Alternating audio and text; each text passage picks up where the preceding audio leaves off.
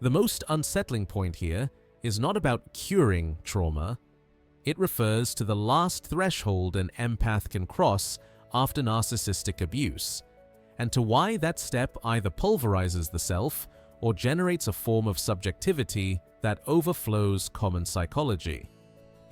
From a Foucauldian perspective, what appears is not a therapeutic fable, but a mutation in power relations.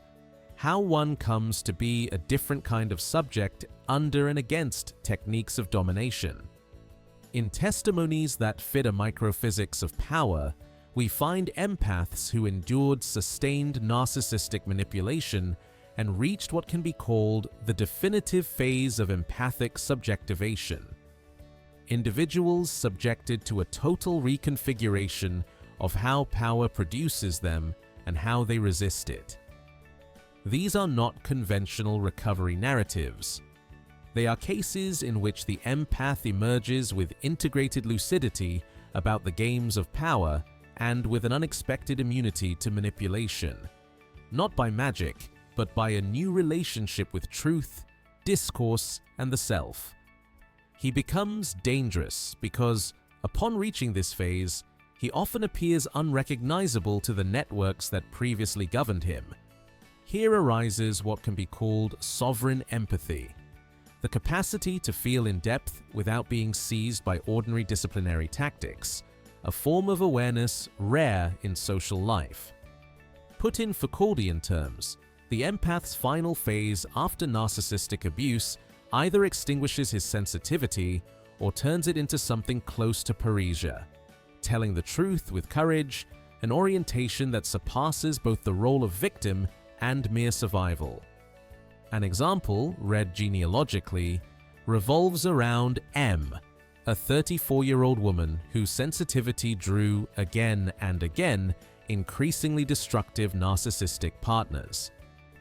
At the beginning, her self was so dispersed by pastoral and disciplinary pressures, constant confession, surveillance, judgment, that she could barely distinguish her emotions from those of others.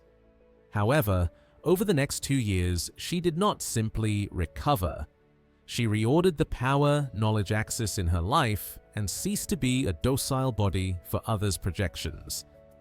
Where she had previously absorbed every emotional current, she established conscious permeability, deciding what to admit, what to put in quotation marks, and what to reject, an ethics of attention that thwarts capture.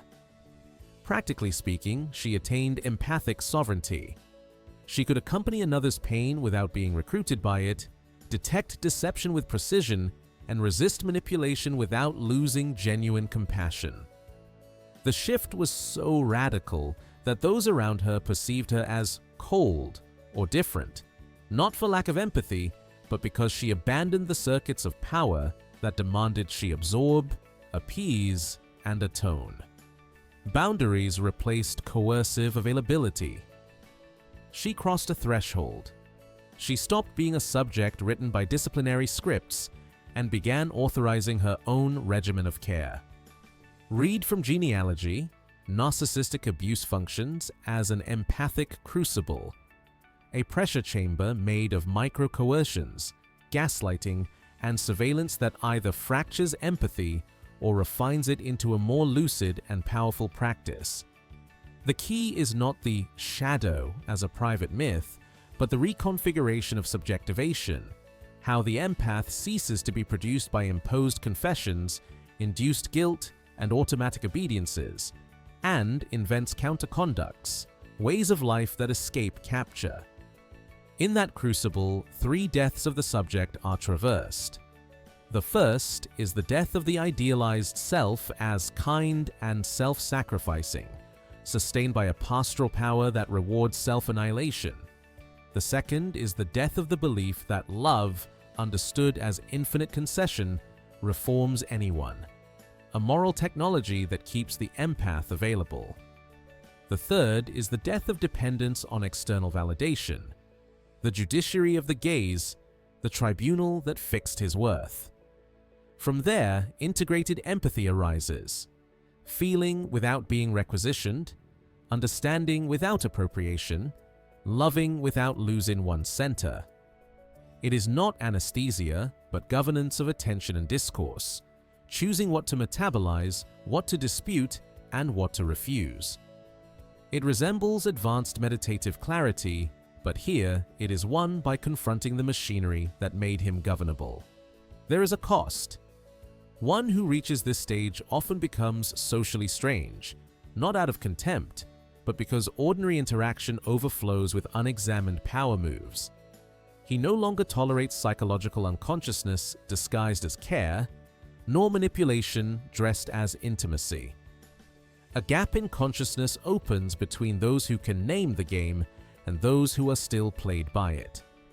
The effect can be a prophetic isolation, rejection not for being wrong, but for seeing too well how scripts of guilt, flattery, and threat secure obedience. After abuse, 4 routes typically unfold, and only one culminates in sovereign empathy. One route leaves subjectivity scattered by surveillance and gaslighting. The subject becomes a ghost inside others' regimes of truth and returns to abusive circuits because his reality is defined there.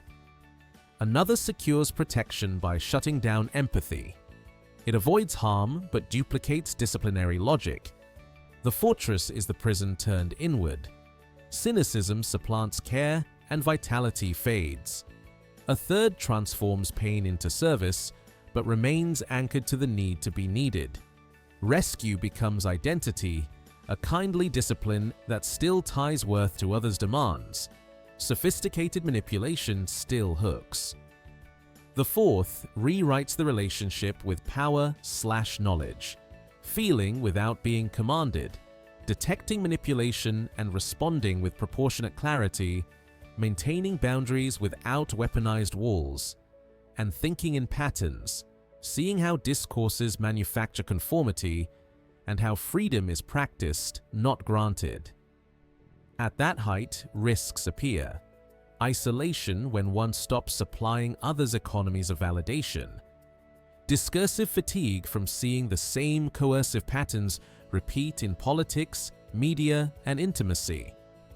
The weight of responsibility in knowing that unsolicited truth is punished. Parrhesia requires timing, tact, and courage. A demand for authenticity because inauthenticity renders everyday dealings unworkable, and identity capture by overacting the role of healer or seer, reinstalling discipline with better manners. More than a clinical protocol, it is better to speak of technologies of the self, practices by which one forges his conduct outside domination. First, problematize. Name the devices that governed: flattery as control, care as surveillance, goodness co-opted as labor. Nothing changes if it does not become visible. Second, withdraw confession. Stop feeding tribunals that never acquit and channel confession into reflective writing, consent-based therapy, and communities that respect boundaries. Third, boundary practices as counter-conduct. Replace walls with protocols. Decide moment by moment what enters attention. Exercise discernment. Feel without being recruited. Understand without becoming property. Love without wearing yourself out. Fourth, care of the self and parrhesia. Align life with truthful and courageous speech, first inward, then outward when appropriate. Care of the self is not selfishness. It is the condition for ethical relation. Sovereign empathy consists in remaining open without becoming governable. Exercises that help include dialoguing with internalized authorities, naming voices of judgment and their payoffs, scheduling empathic fasts, periods of deliberate non-absorption, and conducting audits of discourse, watching how should, I must, prove it, attempt to recruit. The goal is not to return to what was before. The chrysalis does not become a caterpillar again. The goal is metamorphosis, to be able to host depth without yielding agency. History suggests 2 major outcomes. Success occurs when the experience is lived as initiation rather than destiny. The machinery that tried to domesticate is studied, and that knowledge becomes service, creation, and precise boundaries. Failure appears when trauma becomes identity, perpetual victimhood, or a weapon, the wounded who wound. It is not the magnitude of harm that decides, but the willingness to turn poison into practice. Sovereign empathy also demands other forms of relationship. Good signs: speaking about power without defensiveness, comfort with paradox, ease in silence, and humor that punctures the ego, not people. Healthy bonds, mutual respect for psychological and temporal boundaries, shared language to negotiate consent, and conscious intimacy based on transparency rather than projection. Kindred communities are often formed with survivors who have integrated their processes, sincere spiritual practitioners who have faced their shadow, and people tempered by major life transitions.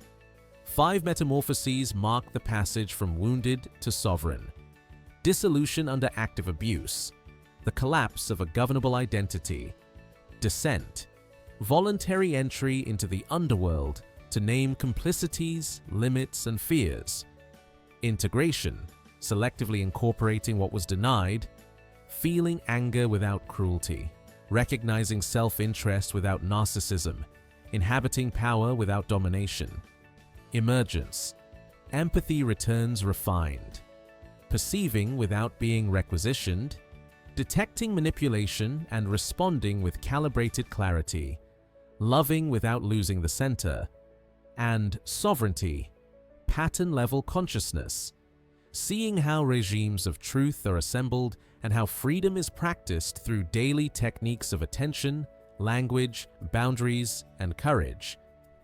Timelines vary. Consistency matters more than haste. Common drifts include spiritual grandiosity, "I'm already beyond power games," therapeutic consumerism, collecting fixes without embodying them, isolation as a permanent refuge, projections and permissions keep the practice honest. In short, sovereign empathy is a form of subjectivity necessary for a complex world. To feel the full spectrum of the human without surrendering agency. To be a bridge between intimate care and public courage. Suffering ceases to be only tragedy and becomes apprenticeship in the arts of freedom.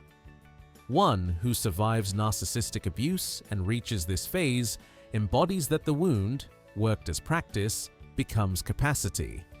It shows that consciousness can be forged in catastrophe, that wisdom can be distilled from pain, and that what seemed to come to break us when understood in depth teaches us not to be governed.